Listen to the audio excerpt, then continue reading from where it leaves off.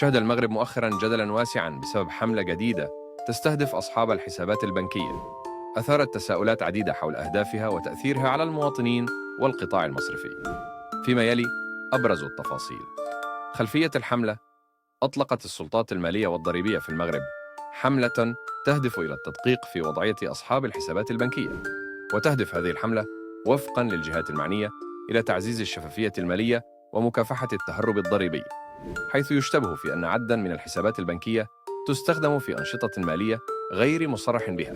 الفئات المستهدفة تركز الحملة بشكل خاص على الحسابات غير النشطة، تلك التي لم تجري أي معاملات لفترة طويلة، الحسابات بأرصدة كبيرة التي قد تشير إلى مصادر دخل غير مصرح بها، أصحاب الأعمال الحرة والمهن الحرة، حيث يسعى المنظمون إلى مطابقة ما يتم التصريح به ضريبياً مع الأرصدة البنكية.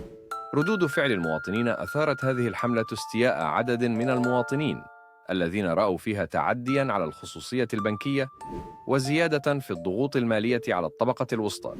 من جهة أخرى، عبر البعض عن تأييدهم لهذه الإجراءات إذا ما كانت تهدف إلى الحد من الفساد المالي وتحقيق العدالة الضريبية.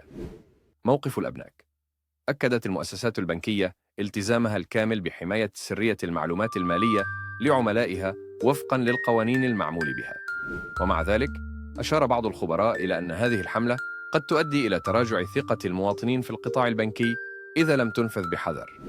الأهداف المعلنة: تعزيز الشفافية المالية من خلال مطابقة بيانات الحسابات البنكية مع التصريحات الضريبية، مكافحة غسيل الأموال عبر تتبع المعاملات المالية المشبوهة، زيادة الإيرادات الضريبية من خلال الحد من التهرب الضريبي.